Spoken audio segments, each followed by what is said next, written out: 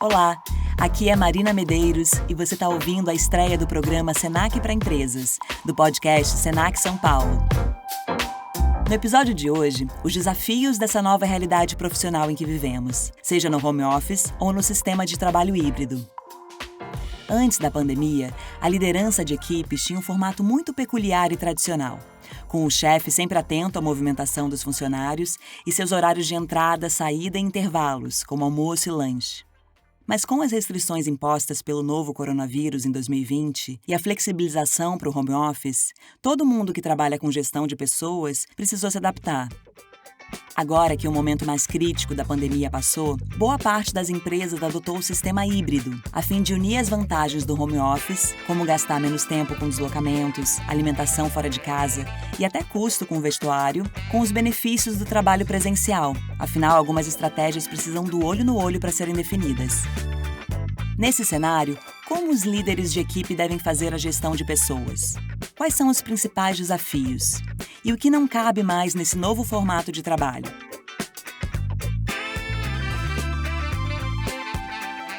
Conversamos com Maurício Pedro, gerente de atendimento corporativo do Senac São Paulo.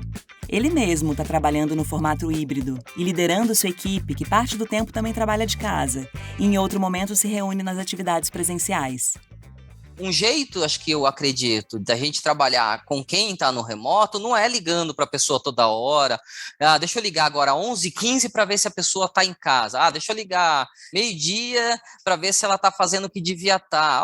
Fulano, entendeu? Porque senão a gente pode criar também um mecanismo que é baseado só no controle, na desconfiança. E isso é muito ruim. Agora, eu preciso ter indicadores. E talvez um dos indicadores seja entrega, né? A pessoa está entregando aquilo que foi combinado, e aí para ela entregar aquilo que foi combinado, no mínimo precisa saber qual foi o combinado, que é uma outra questão, às vezes a pessoa também fica perdida.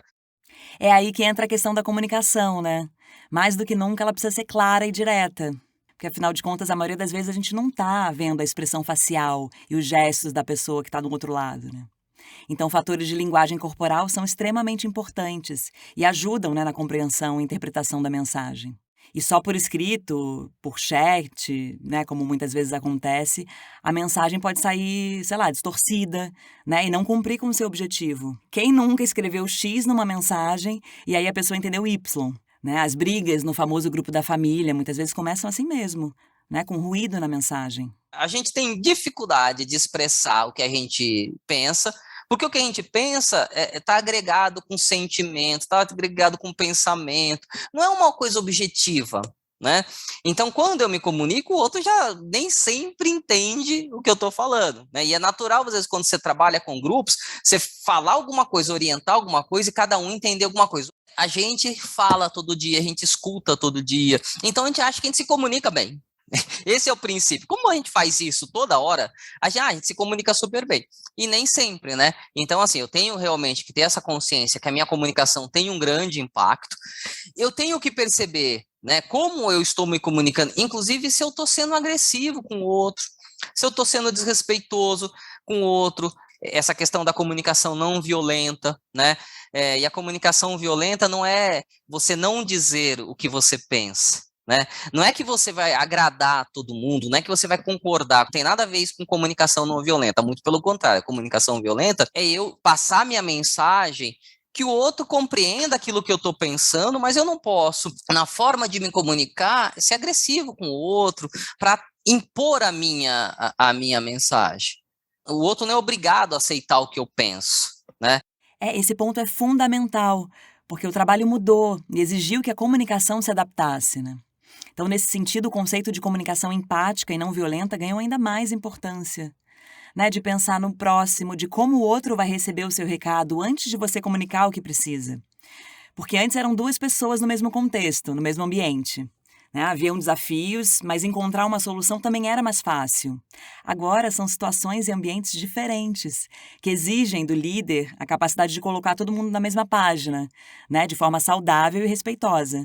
Eu acho que esse é o objetivo do líder, né? Ele precisa se propor a construir um ambiente que é saudável. Um ambiente que é saudável e produtivo, ele precisa estar pautado no respeito, né? A gente precisa ter um ambiente que a gente respeite as pessoas. A gente precisa ter um ambiente que seja empático, que entenda as diferenças, né? Que seja inclusivo. Cada vez mais a gente tem falado da questão da inclusão, mas a gente tem que falar de inclusão em todos os sentidos, né?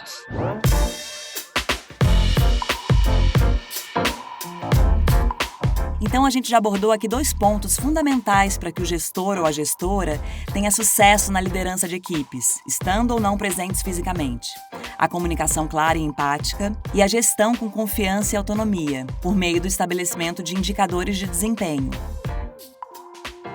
Mas o trabalho, seja ele presencial ou à distância, não é mais o mesmo de antes da quarentena. Quem está na empresa, por exemplo, ficou mais digital mesmo, né? Muitas reuniões ainda são feitas pela internet. Às vezes só parte da equipe está fisicamente no ambiente de trabalho. E quem está trabalhando de casa passou a enfrentar outro cenário, diferente o período pandêmico, né? Quando tudo que restava a fazer era trabalhar. Agora tem a academia aberta, o shopping, as distrações aumentaram muito, né? Então, como orientar a sua equipe a se organizar entre esses 2 universos para que o trabalho continue fluindo? O desafio principal de quem trabalha em home office, o primeiro é planejamento, né?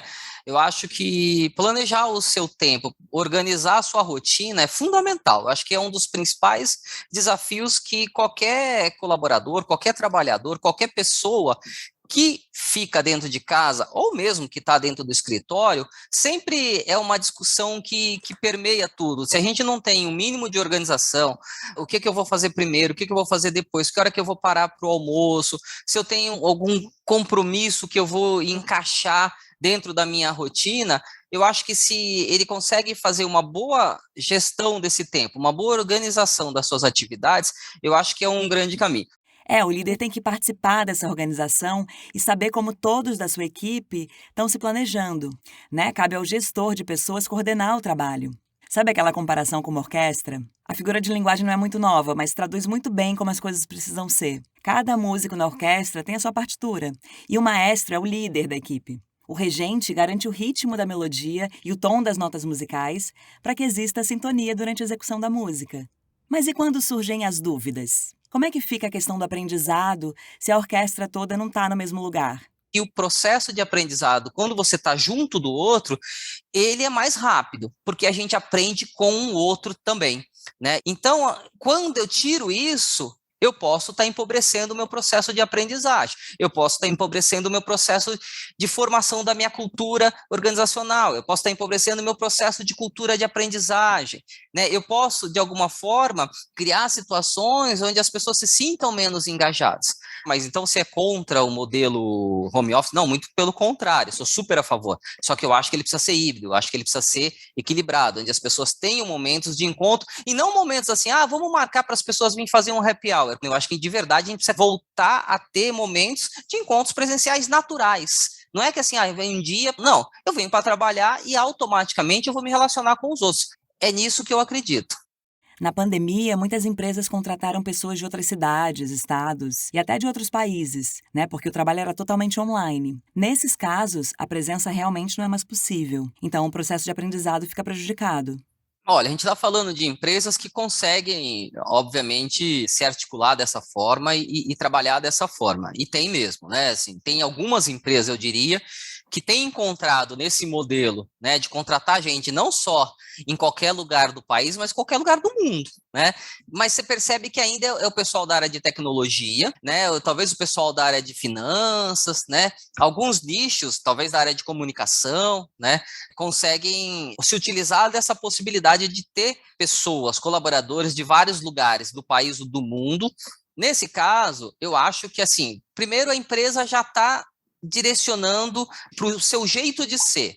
Ela entende que o serviço que ela faz ou o produto que ela vende é possível que isso aconteça sem grandes danos, né, em relação à formação de cultura organizacional, mesmo de uma cultura de aprendizagem. Eu acho que nesse caso, a gente tem que buscar aquilo que está à nossa disposição, que são os meios de comunicação, são os meios digitais. A gente vai ter que se utilizar disso.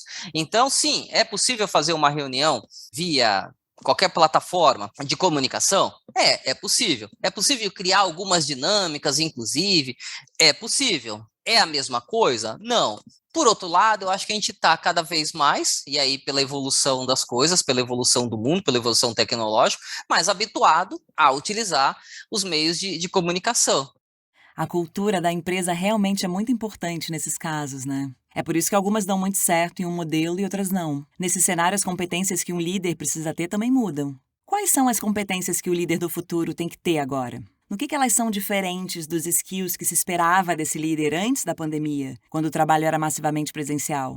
Eu acho que tem algumas coisas fundamentais, né? A primeira, assim, é a humanidade. Acho que o líder, ele precisa ter humanidade na sua forma de ser. Ele precisa compreender as questões de empatia, de respeito, de vulnerabilidade. Ele precisa ser uma pessoa vulnerável, tá aberta, né? Ele precisa compreender o seu papel. O papel do líder é um gestor de pessoas e um gestor do negócio, né? Esse é o papel do líder. Ele precisa entender que ele precisa fazer esse equilíbrio, ele precisa trabalhar os dois aspectos quando ele vai fazer a sua gestão. Olhar para a pessoa, mas não tem como não olhar para o negócio. Os líderes estão dentro das organizações para as organizações, né? Isso não quer dizer que a gente tenha que deixar de lado as pessoas, muito pelo contrário. Mas eu preciso entender essa compreensão como um todo, né? Eu acho que o líder ele precisa ser contemporâneo, ele precisa entender o que está passando no seu entorno, no mundo, né? Hoje nós estamos vivendo um processo de transformação digital, um processo de inovação, né? O próprio home office é um contexto muito atual, então eu preciso fazer uma leitura de mundo para entender como é que eu faço a minha gestão localmente, porque as coisas do mundo têm impacto na minha forma de gerir, na minha forma de ser. E isso não é diferente quando a gente pensa no papel do líder. O líder, que eu imagino, uma das competências que ele precisa ter também, ele está aberto às diferenças, né? A gente precisa trabalhar com diferentes. Quando eu formo uma equipe, eu preciso entender que essa equipe ela precisa estar composta de pessoas diferentes, porque é isso que fortalece o grupo.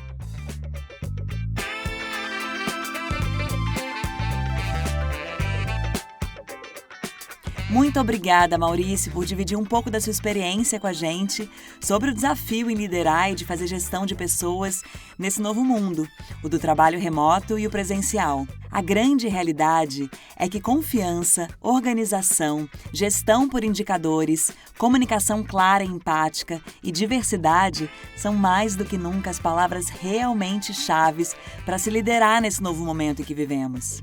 Os desafios são muitos, mas eles estão aí para serem superados.